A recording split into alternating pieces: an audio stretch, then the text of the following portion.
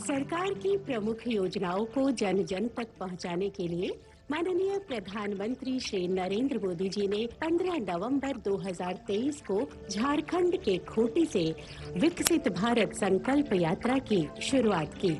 विकसित भारत संकल्प यात्रा एक तरह से देश के गरीबों को, देश की माताओं बहनों को, देश के नौजवानों को, देश के किसानों को मोदी की गारंटी है। माननीय प्रधानमंत्री जी की प्रेरणा से जनपद वाराणसी में भी 22 नवंबर 2023 से विकसित भारत संकल्प यात्रा का शुभारंभ किया गया। ये यात्रा ग्रामीण क्षेत्र के 694 ग्राम पंचायतों और नगरीय क्षेत्र के 110 वार्डों को कवर करेगी। जनपद में ग्रामीण क्षेत्र में 8 वैन और नगरीय क्षेत्र में 1 वैन के द्वारा सरकार की महत्वाकांक्षी योजनाओं की जानकारी दी जा रही है। ये वैन जिन जिन ग्राम पंचायतों और वार्डों में जा रही है, वहां पर संवाद कार्यक्रम का आयोजन किया जा रहा है, जिसमें नागरिकों और जन प्रतिनिधियों के द्वारा बढ़ चढ़कर प्रतिभाग किया जा रहा है। 100% कवरेज के लक्ष्य के साथ शुरू की गई ये यात्रा वाराणसी में 26 जनवरी 2024 तक अनवरत चलती रहेगी। ग्रामीण एवं वार्ड संवाद कार्यक्रम के साथ साथ ग्राम पंचायतों और वार्डों में लोगों को सरकार की योजनाओं से लाभान्वित कराने के लिए विभिन्न योजनाओं के एवं स्वास्थ्य परीक्षण के स्टॉल लगाए जा रहे हैं, जिससे योजनाओं का तात्कालिक लाभ जनता को दिया जा सके।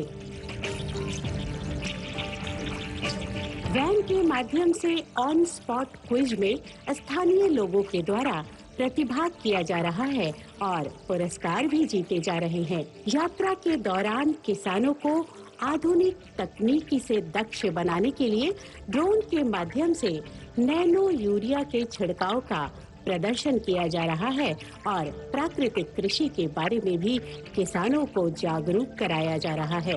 एक अभिनव पहल के तहत डोर टू डोर सर्वे के माध्यम से ग्राम में यात्रा पहुंचने से पूर्व सर्वेक्षण का कार्य किया जा रहा है, ताकि सभी पात्र लाभार्थियों को योजनाओं से संतृप्त किया जा सके। हम सभी पंचायत सहायक जो भी भारत सरकार द्वारा 27 योजनाओं के लिए सर्वे करने के लिए दिया गया है, हम डोर टू डोर जाकर सर्वे कर रहे हैं और इन सभी 27 योजनाओं में जो भी योजना से आयुष्मान कार्ड, प्रधानमंत्री आवास योजना, मुख्यमंत्री, इन सभी योजनाओं का हम लाभ दिलाने का प्रयत्न कर रहे हैं। और इस पूरे कार्य के सघन पर्यवेक्षण हेतु जनपद स्तर पर एक कंट्रोल रूम भी स्थापित किया गया है। आइए सुनते हैं पिछले 9 सालों में विभिन्न योजनाओं के कारण लोगों के जीवन में आए सकारात्मक परिवर्तन की कहानी उन्हीं की जुबानी। हमको उज्ज्वला योजना से गैस चूल्हा मिला है। पहले हम चूल्हा पे खाना बनाते थे लकड़ी से, उसे धुआं लगता था। अब गैस पे बनाते हैं, उसे धुआं नहीं लगता है। माननीय प्रधानमंत्री जी के द्वारा मुझे आयुष्मान कार्ड प्राप्त हुआ, जो कि मुझे मुफ्त इलाज 5 लाख की मिलती है। मेरी बहू का इलाज इसी पर 5 लाख की आयुष्मान कार्ड पर ही ऑपरेशन वगैरह हुआ है। विकसित भारत संकल्प यात्रा से जहां जनपद के हर कोने में सकारात्मक वातावरण का सृजन हो रहा है, इस अभियान में बड़ी संख्या में लोगों की भागीदारी न केवल राष्ट्र को विकसित भारत बनाने के संकल्प की गवाही दे रही है, अपितु विश्व पटल पर भारत को स्थापित करने की दिशा में अग्रसर कर रही है। विकसित भारत संकल्प यात्रा के तहत माननीय प्रधानमंत्री जी की प्रेरणा से 9 दिसंबर और 12 दिसंबर को ITI करौंदी में सांसद रोजगार मेले का आयोजन किया गया। रोजगार मेले में अभ्यर्थियों की सुविधा हेतु पोर्टल बनाया गया और इंटरव्यू के लिए प्रशिक्षण भी दिया गया। इस मेले में 300 से अधिक कंपनी और 20,000 से अधिक अभ्यर्थियों के द्वारा प्रतिभाग किया गया। साथ ही 11,000 से अधिक अभ्यर्थियों को रोजगार हेतु ऑफर लेटर दिया गया। इसके लिए मैं माननीय प्रधानमंत्री जी जो बनारस काशी के सांसद भी है उनका बहुत बहुत धन्यवाद करती हूँ। मैं मोदी जी को धन्यवाद देती हूँ।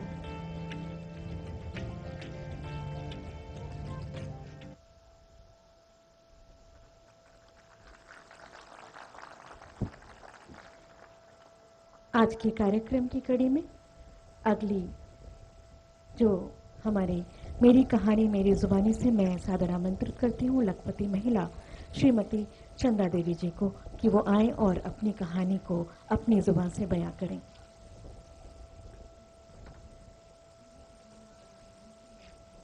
यहाँ उपस्थित माननीय प्रधानमंत्री जी को मेरा सादर प्रणाम और हमारे ब्लॉक सेवापुरी में आपका हार्दिक अभिनंदन एवं स्वागत है। सर, मेरा नाम चंदा देवी, गांव का नाम रामपुर, पोस्ट बरकी, ब्लॉक सेवापुरी, जिला वाराणसी है। मेरे समूह का नाम राधा महिला स्वयं सहायता समूह है, जिसमें मैं अध्यक्ष हूँ। मेरे ग्राम संगठन का नाम महादेव महिला ग्राम संगठन है, जिसमें मैं इसी सदस्य हूँ। मेरे परिवार में कुल 5 सदस्य हैं। समूह से जुड़ने से पहले मेरी आर्थिक स्थिति अच्छी नहीं थी, इसलिए हमारे बच्चों का रहन सहन, उनका खान पान, उनकी शिक्षा व्यवस्था देखने में मुझे काफ़ी कठिनाइयों का सामना करना पड़ा। एक दिन कुछ दीदियाँ हमारे पास आई, उन्होंने हमें समूह के बारे में बताया और हमें समझाया कि समूह के माध्यम से हम जुड़कर कैसे अपने आर्थिक रोजगार को बढ़ा सकते हैं और अपनी आर्थिक स्थिति को सुधार सकते हैं। फिर हम समूह में जुड़े। इस प्रकार जब हमारे समूह में 15,000 रुपये आरएफ की राशि आई तो उसे हमने लेकर खेती की शुरुआत की। सब्जी की खेती से मुझे 30,000 रुपये का इनकम हुआ, जिससे कि मैंने 15,000 रुपये अपना ऋण चुकाया और 15,000 रुपये की मुझे बचत हुई। फिर इसके बाद हमारे समूह में जब CIF की राशि आई 1,10,000 रुपये, वहाँ से हमने 1 लाख रुपये उठाया और रेहनी खेत के तौर पे ले लिया। फिर उसमें मैंने धान की खेती की। फिर उस धान की खेती से मुझे सीधे 35,000 रुपये का लाभ हुआ। इस तरह मैं अपना काम खेती से करती गई और मेरी आर्थिक स्थिति में काफ़ी सुधार आया।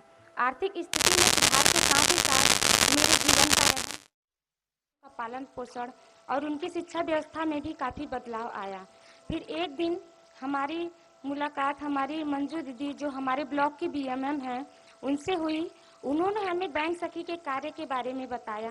फिर उन्होंने हमें बैंक सखी का कार्य अच्छी तरह से समझाया और बैंक सखी के रूप में मेरा चयन भी किया। फिर मैं यूनियन बैंक ऑफ इंडिया बरकी में बैंक सखी के रूप में कार्य करने लगी।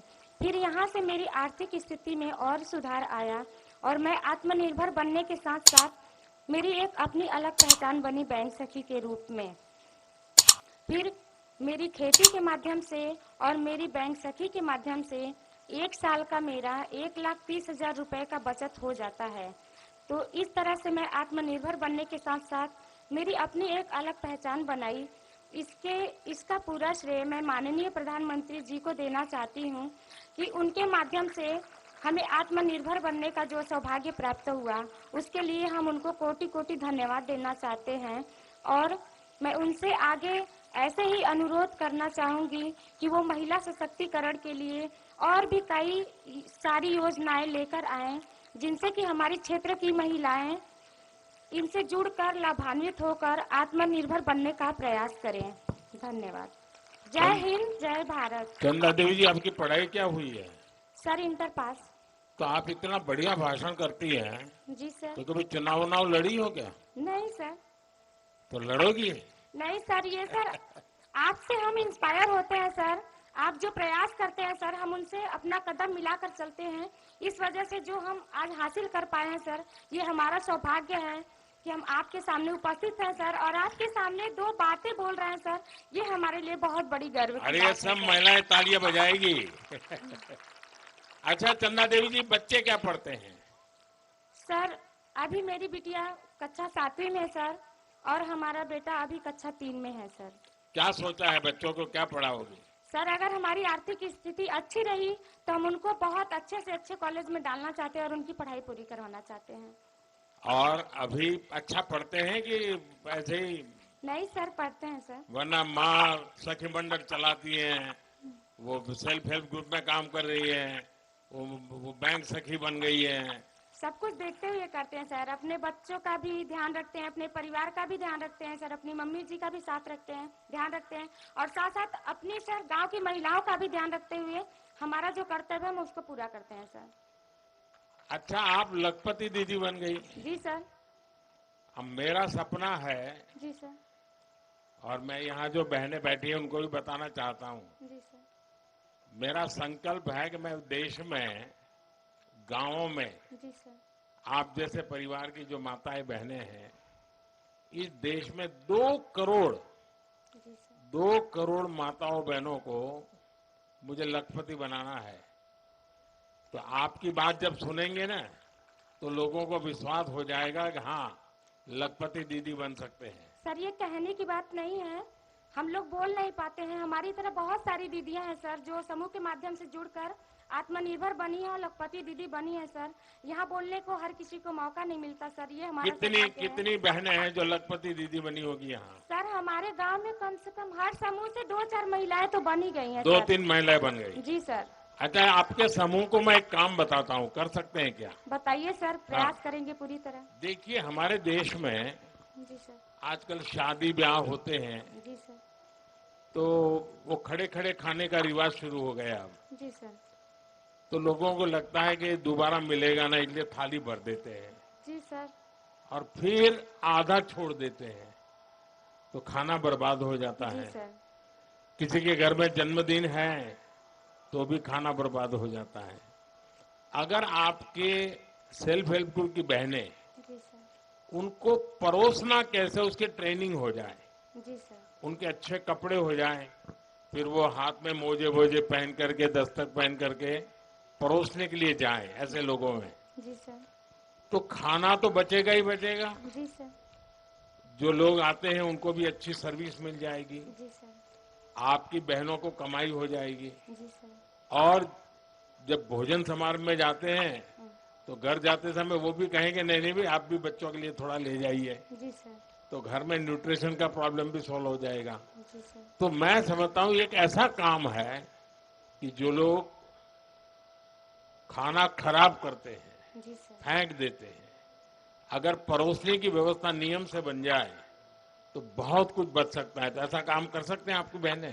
कर सकती हैं सर। तो सबको ट्रेन करोगी आप? जी सर, बिल्कुल। और मैं भी योगी जी को बताता हूँ कि ऐसे लोग जो अपना समारोह करें जी तो सर, आप जैसे लोगों को बुलाएं जी और सर। वो परोसना का काम संभाले। जी सर, अच्छा, आपके गांव में स्वच्छता का अभियान का कुछ सोचते हैं लोग? जी सर, करते हैं सर, जगह जगह लगाए गए हैं, कूड़ा उसमें फेंकते हैं सर, फिर वहाँ से गाड़ी आती है, ग्राम पंचायत के जगह बनी है एक ठो, वहाँ पे ले जाते हैं सर। नहीं, लेकिन उसमें से कोई खाद बनाना, खेत में उपयोग करना, ऐसा कुछ हो रहा है क्या? ऐसा नहीं हो रहा? शुरुआत हुई है सर, अभी अच्छा। थोड़ा समय लगेगा सर। किसी चीज की शुरुआत होती है सर तो उसको बनने में थोड़ा समय लगता है, फिर अभी तो शुरुआत हुई है सर, धीरे धीरे हो जाएगा व्यवस्था उसकी। अच्छा, यहाँ पशुपालन करते हैं आपके यहाँ? जी सर। तो मालूम है ये अमूल वाला डेयरी वाला दूध लेता है अभी, वो पैसे ज्यादा देता है, पता है? वो पता नहीं है। चलिए चंदा जी, आपने बहुत अच्छा बता दिया, जी बहुत सर। बहुत बधाई आपको। जी सर। बहुत बहुत धन्यवाद चंदा देवी जी। अब आयुष्मान भारत के लाभार्थी श्री छन्नू लाल जी को मंच पर आमंत्रित करते हैं।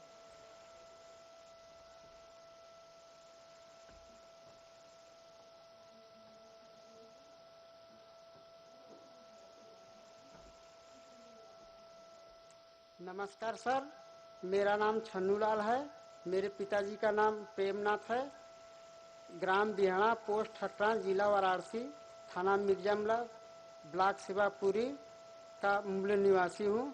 सन 2005 में मैं पेड़ पर से गिर गया था, जिसके कारण मेरे बाएं पैर के कुल्हे की हड्डी टूट गई थी। उसके लिए मैं बहुत परेशान था, बहुत काफी दिन से दुखी था, परेशान था। मेरे पास पैसा नहीं था।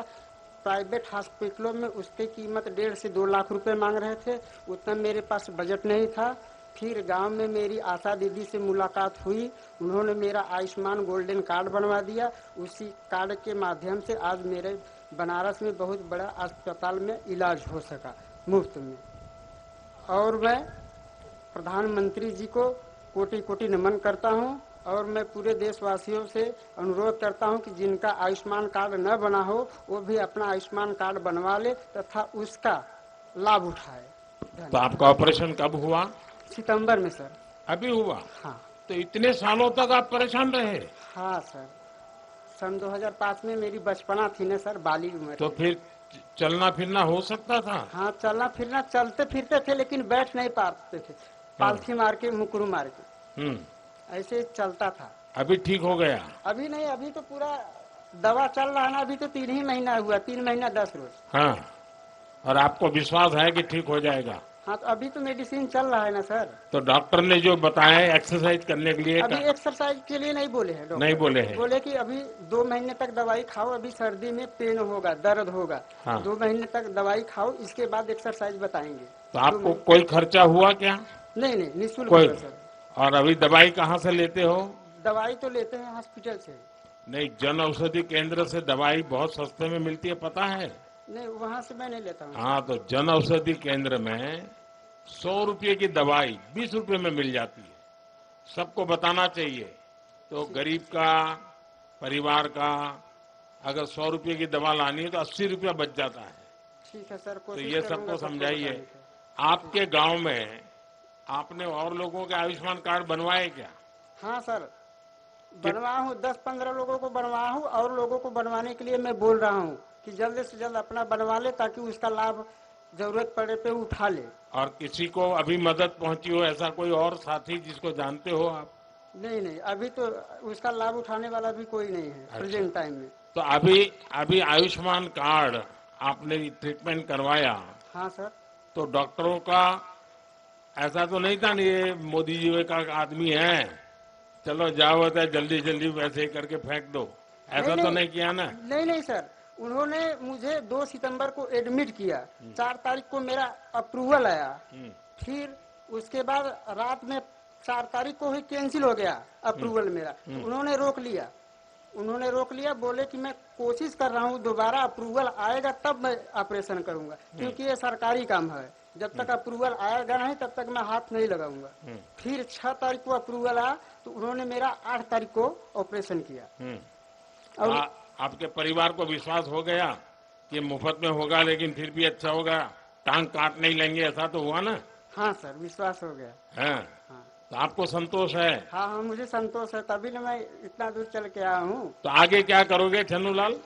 आगे तो अभी अब ठीक हो जाएंगे, अभी तो 8 महीने से घर पर ही है ना सर, अभी तो दवा ही खा रहे हैं। जब ठीक होंगे तो फिर सोचेंगे ना। सोचना तो शुरू करो।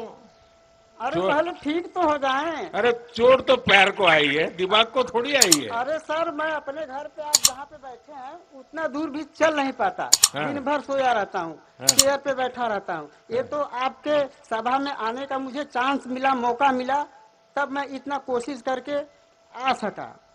और मैं अपने घर पे अभी दवा खाते, ऑपरेशन के बाद अभी चल पा रहे हो? हाँ, तो अभी इतना भी नहीं चलता। हाँ। जितना आपसे मेरी दूरी है। अच्छा। इतना भी नहीं चलता। चलिए छन्नूलाल, आपको आयुष्मान कार्ड बहुत काम में आया। मेरी तरफ से आपको बहुत शुभकामनाएं हैं और आप एक काम जरूर कीजिए, जितनों को भी जानते हैं उनको बताइए कि मोदी की गारंटी वाली गाड़ी आई है ना। हाँ। तो आयुष्मान कार्ड बनवा दीजिए। जी सर। और कभी भी परिवार में किसी को भी मुसीबत आ जाए, हाँ। हम तो कहेंगे कि ना आए, लेकिन कभी आ जाए, हाँ। तो 5 लाख रुपए तक खर्चा जो है, हाँ। मोदी कर देगा। चलिए ठीक है सर। तो बताओगे सबको? हाँ सर। कार्ड बनवा दोगे? हाँ, मैं बोलूंगा सबको कि आप लोग अपना अपना कार्ड बनवा लीजिए। अरे मदद भी कीजिए ना। मदद भी कर देंगे सर। चलिए, बहुत बढ़िया। मदद भी कर देंगे। बहुत बढ़िया। Thank you sir. बहुत बहुत धन्यवाद छन्नूलाल जी। अब इस कार्यक्रम की अंतिम कड़ी में बारी है सम्मान की। मैं हमारे माननीय प्रधानमंत्री जी से सादर अनुरोध करूंगी कि आप मंच पर आएं और लखपति महिला श्रीमती चंदा देवी जी को सम्मानित करें। और ये एक सुंदर अवसर है, अद्भुत अवसर है कि आप हमारे बीच सभी को आशीर्वाद देने के लिए उपस्थित हुए हैं। श्रीमती चंदा देवी जी।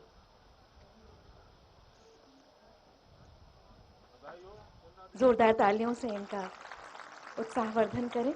और इसी के साथ मैं बुलाती हूँ लखपति महिला श्रीमती मनीषा देवी जी को। ये आज की महिलाएं हैं जो भारत का एक नई पहचान, नया स्वरूप गढ़ रही हैं। जोरदार तालियां मनीषा देवी जी के लिए। और इसके पश्चात निपुण दक्षता हासिल करने वाले छात्र श्री सिद्धार्थ जी को मैं मंच पर आमंत्रित करती हूँ। सिद्धार्थ जी, मंच पर आइए। जोरदार तालियां इन बच्चों के लिए। ये छोटे छोटे बच्चे हमारे भारत का भविष्य।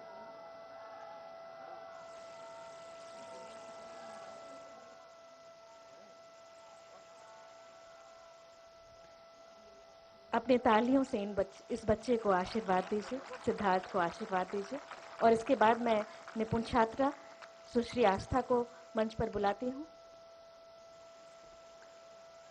ये छात्रा निपुण दक्षता हासिल कर चुकी हैं।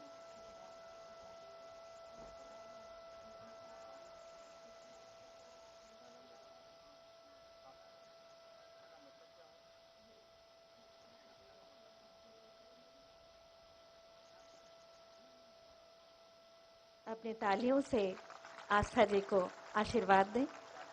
और अंत में स्थानीय कलाकार सुश्री अंतिमा को मैं मंच पर आमंत्रित करूंगी।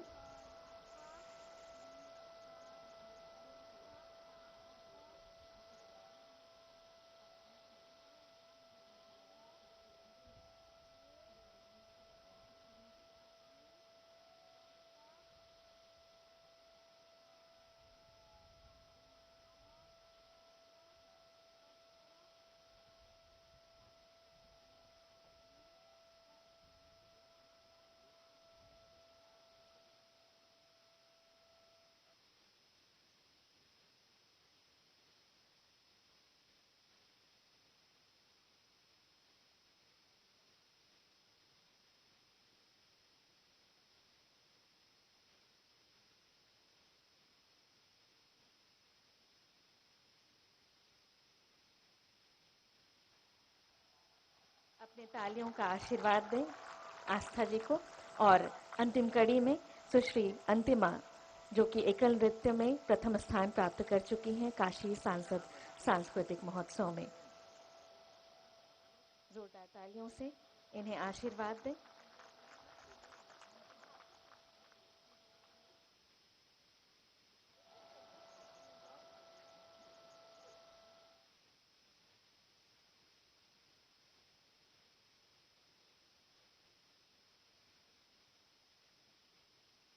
जोरदार तालियां इन सभी के लिए। बहुत बहुत आभार माननीय। हम आपके आभारी हैं कि आपका सानिध्य हमें प्राप्त हुआ, आपके प्रेम के हम भागी बने। बहुत बहुत आभार।